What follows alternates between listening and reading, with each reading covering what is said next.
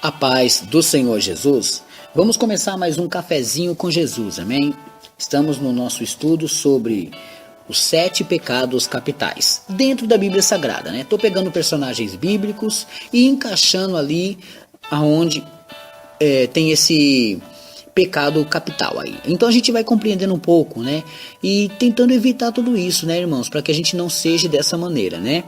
E esses 7 pecados capitais é encontrado no nosso meio, no nosso hall de amizade. É encontrado na nossa família, no colégio, pode ser encontrado dentro de uma estação de trem, de ônibus, sei lá. Aonde você vai, sempre tem alguém que pode estar com esses pecados. O ruim é encontrar alguém que tem os 7 dentro dele, né? Mas vamos orar para que a gente evite de tê-los. Bom, abre a sua Bíblia em 2 Coríntios, é o Novo Testamento. Você vai abrir aqui em 2 Coríntios, segunda carta ao Coríntios, capítulo 7, e o verso 1, que diz assim: Ora, amados, pois que temos tais promessas, purifiquemo-nos de toda imundícia da carne e do espírito, aperfeiçoando a santificação no temor de Deus. Bom, aperfeiçoar para que não sejamos imundos, né?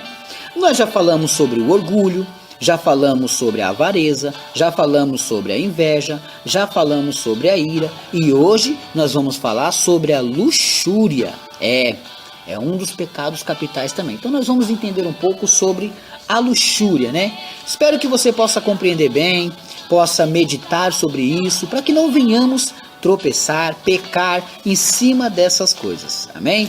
Bom, a luxúria também é um desejo sexual, irmãos. Intenso, E a luxúria também é prostituição. Nós conhecemos um personagem bíblico que teve uma situação assim. Ele já estava praticamente aos nossos olhos humano, só caindo. Estou falando de José, que foi vendido pelos seus irmãos por causa da inveja, tá vendo? Um dos pecados capitais. E alguém com ira planejou matá-lo. Olha só, os pecados tudo ali no meio. Mas a luxúria não estava nele. Olha só o que aconteceu. Ele foi parar na casa de Potifar. Potifar tinha uma esposa, aonde essa esposa começou a mexer com José. Ela queria José, ela desejava José, mas José não cedeu a ela. Não é verdade? Então, qual é o sentimento que ela tinha? Luxúria, uma prostituição, né? Então, o que aconteceu? José escapou dela. Já Judá, que era um dos seus irmãos, não, ele não foi atrás da luxúria, né? Ele foi atrás da prostituição. Olha só. O próprio Judá foi atrás de uma prostituição. Outro personagem é Sansão, que pereceu por causa dela também. Luxúria, prostituição, pereceu por causa dela. Vários escândalos na Bíblia Sagrada por homens e mulheres que foram pegos por ela. A luxúria está em todo lugar. Um deles aconteceu na casa de Jacó, e o seu filho mais velho se deitou com a sua madrasta. Olha só, Jacó teve várias esposas, né?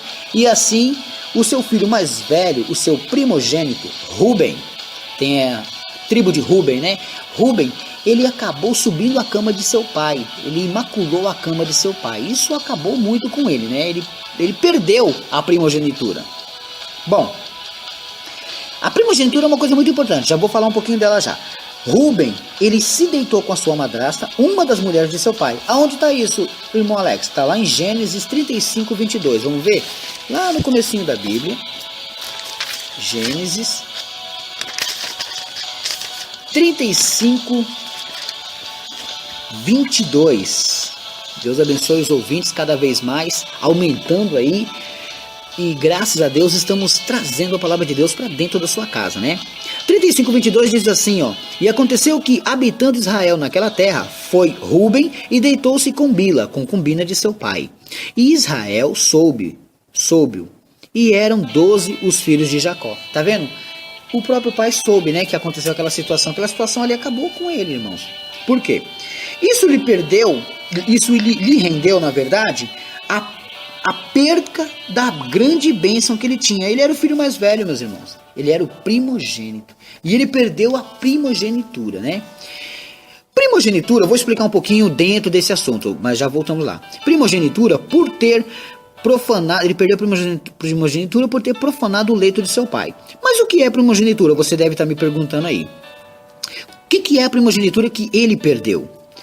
Era uma tradição comum de herança, onde toda a riqueza era dado ao filho mais velho, o primogênito. Já que toquei nesse assunto, né? Vamos falar um pouquinho também sobre isso. Algo interessante, Jesus nunca foi o primogênito.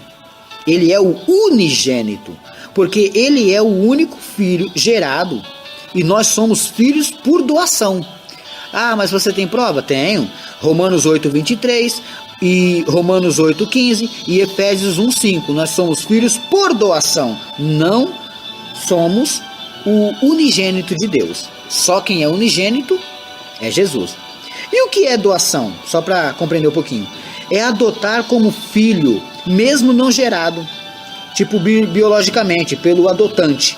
Isso foi só para esclarecer umas perguntas que costumam me fazer, né? Sobre primogenitura e unigênito. Olha só. Primogênito e unigênito são diferentes. Voltando ao nosso estudo, a luxúria, a prostituição, fez Rubem perder essa bênção. Então, quer dizer, ele já tinha ficado marcado, sujo. Por quê? Porque ele caiu no ato do pecado. Ele se prostituiu, ele aceitou aquela tentação, né? Todos nós somos tentados, mas temos que vigiar e lutar contra a tentação. Porque o próprio Senhor diz que toda tentação que vem sobre nós é humana. E junto com ela vem a porta de escape. Quer dizer, você cai se você quiser, porque tem a porta de escape. Então o que nós temos que fazer? Lutar contra toda luxúria, né? Eu citei aqui para vocês aqui alguns homens que tropeçaram feio, né? Eu falei para você de Judá. Judá, ele foi achar uma prostituta em outra cidade, aonde a própria prostituta estava disfarçada. Era sua nora. Quer dizer, trouxe confusão para ele. Sansão, o próprio Sansão que eu citei aqui, ele fez o quê? Ele caiu no conto de Dalila. E Dalila era uma meretriz, uma prostituta. O que ela fez? Ela foi e enganou ele, ela vendeu o segredo dele. E os filisteus cortaram ali os seus cabelos. Olha só. Então, todos eles que caíram na luxúria, no pecado, no desejo intenso de se prostituir, aconteceu derrubando eles, né? Vai levando a pessoa naquele bel prazer, parecendo que é bom, mas acaba derrubando. É assim que aconteceu com eles, né? Então, muitos homens, que nem o caso de José. José tinha tudo para cair num erro desse, poxa. Ele aparentemente só estava se afundando. De repente uma mulher vem e dá em cima dele. Não, ele era jovem. Pensa, era um jovem, ele podia se entregar pela aflição da sua carne de possuir uma mulher, mas ele não fez isso. Por quê? Porque ele tinha Deus. A Bíblia mesmo diz que Deus estava com ele, mesmo quando ele estava na prisão. Então, todo tipo de tentação que vem sobre você, você tem que procurar lutar. Você tem que procurar vencer essas tentações. E uma delas é o pecado.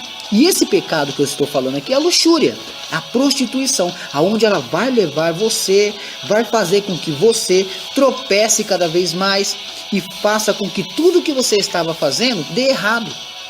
De repente você era um bom funcionário na empresa, começou com a luxúria, deu em cima de uma pessoa, pronto, perde o emprego. Então vigie, tome cuidado, porque esse desejo sexual intenso, que é considerado uma prostituição, é um pecado contra Deus. E toda vez que a pessoa cair nisso, a pessoa tem que procurar se limpar. Procurar vigiar nesses atos. Por quê? Porque isso vai acabar com você. Hoje, muitas famílias são destruídas por causa da luxúria. Então o que nós temos que fazer? Lutar contra os desejos carnais, vencê-los. E só perdemos para eles quando o espírito está fraco. Quando o nosso espírito não suporta, quando já estamos vencidos por aquilo que nós estamos desejando. Então, procure lutar, procure vencer, não se entregue, mostre que você tem poder em Deus, amém? Nossas armas são muito mais fortes que isso. Nós aprendemos aí, meus irmãos, às vezes dentro de uma casa tem alguém que é orgulhoso, tem alguém que é avarento, tem alguém que é invejoso, tem alguém que tem ira, tem alguém que tem luxúria. Tudo isso nós vamos estar lidando a todo momento. A todo momento. De repente você trabalha para um homem que é muito orgulhoso. E o irmão dele, ou o parente dele, ou a esposa dele é avarenta. E aí você percebe que um grande amigo seu é invejoso. E você percebe que algumas pessoas na empresa que você trabalha têm muita ira. E você sabe que no meio de tudo isso conquista-se a luxúria. E aí o que acontece? A casa fica destruída. Por quê? Porque as pessoas procuram os seus deleites. Olha, abre a sua Bíblia em Tiago 4. Olha o que Tiago 4 fala. Presta bem atenção. Tiago é um pregador que, se ele fosse convidado para pregar nas igrejas, ele pregava uma vez só, não voltava mais não. Porque ele pregava firme, duro, e os pastores não iam querer convidá-lo. Olha só, sabe essas confusões todinhas que acontecem na sua vida? Tiago vai explicar o porquê que vem isso. Olha só, Tiago capítulo 4. De onde vêm as guerras e pelejas entre vós? Porventura não vem disto, a saber dos vossos deleites, que nos vossos membros guerreiam. Quer dizer, nós mesmos temos as guerras que nós mesmos começamos elas. Cobiçais e nada tendes, sois invejosos e cobiçosos e não podeis alcançar, combateis e guerreeis e nada tendes, porque não pedes. Mas se pedes e não recebes. Por quê? Porque pedes mal, para gastar em vossos deleites. Quer dizer, os nossos deleites, os desejos que nós alimentamos dentro de nós, são os culpados de perdermos a guerra. Aí ele fala no versículo 4, olha só que pregador, hein? Imagina falar isso para uma igreja. Imagina você olhar para as irmãzinhas e os irmãozinhos e você chegar e falar: adúlteros e adúlteras, não sabeis vós que a amizade do mundo é inimizade contra Deus? Qualquer que quiser ser amigo do mundo, constitui-se inimigo de Deus. Imagina um varão pregar isso. Uma varoa. Tá achando que uma palavra dessa de exortação, ele vem, bate em cima, ele não fica amaciando não, meus irmãos. Realmente somos adúlteros e adúlteras, sabe por quê? Porque todo momento estamos adulterando. Adulterando não precisa estar numa cama com uma outra pessoa. Você adultera contra Deus quando você adora uma imagem, uma pessoa, alguma coisa diferente. Você adultera contra Deus quando você sai dos mandamentos dele. Isso é uma prostituição. Então somos prostitutos e prostitutas quando saímos da palavra de Deus e adoramos as coisas do mundo. Porque aí cumpre-se o que no versículo 4, no finalzinho da parte B. Quem é amigo do mundo constitui-se inimigo de Deus. Quantos não estão caindo nos deleites do mundo? Porque se constituem inimigos de Deus. É isso que eu estou dizendo. Temos que tomar cuidado. Então, a luxúria é algo que pode destruir as nossas vidas, irmãos. Então foge desse pecado. Foge da aparência do mal. Não deixa com que isso venha dominar você, destruir você. Amém? Deus abençoe a todos. Fiquem todos na paz do Senhor Jesus. Quero aqui mandar mais alguns abraços. Estou com bastante abraços para mandar, meus irmãos. Eu quero mandar um abraço para os irmãos da Igreja Evangélica Sol da Justiça, de Mogi Guaçu. Também quero mandar um abraço para o grupo Cafezinho com Jesus, do administrador Genival Santos, lá de Pernambuco. Olha aí, um abraço para todos os pernambucanos, né? Também quero mandar um abraço para o irmão Marcos, ele é porteiro da igreja, né? Ele deixou claro isso. Igreja Batista Missionária Charisma, 7 de abril. Deus abençoe, o abraço seu está dado. Também quero mandar um abraço para a Igreja Apostólica Pentecostal da Vitória, em Araguari, Minas Gerais. Irmãos, eu tenho tantos ouvintes de Araguari que eu quero uma hora ir lá. Eu preciso ministrar uma palavra lá a qualquer momento, porque é um povo muito abençoado, né? Eu fiz um apelo aqui outro dia, se existe alguém da cidade de Rio Vermelho, Minas Gerais, ouvindo o Cafezinho com Jesus. É a terra da minha mãe me fez esse pedido, porque ela quer saber se chegou ali naquela cidade. Eu falei: mãe, eu não sei, tá em tudo quanto é lugar, mas eu não sei. Por enquanto não apareceu ninguém da cidade de Rio Vermelho, Minas Gerais. Bom, também quero mandar um abraço para o grupo Deus Seja Louvado da Quadrangular, de Conselheiro Lafayette, Minas Gerais, Emanuel Militão. Minas Gerais também tem bastante irmãos, mas bastante irmãos mesmo que ouvem o Cafezinho. Quero mandar aqui mais um abraço para o grupo Cafezinho com Jesus e a administradora Elisângela, de Aracaju, Sergipe, né? E aí também quero mandar um abraço para a Renata de Sergipe, minha amiga, né? Também quero mandar um abraço para o grupo Buscando a Deus em Tirolândia, Bahia, e o irmão Jason, da Bahia também. Deus abençoe profundamente. E assim, irmãos, o último abraço, somente o último, para que eu possa fazer aquilo que o Senhor me ordena. Terminar o áudio conforme a mensagem, não alongando demais por causa do tempo, né?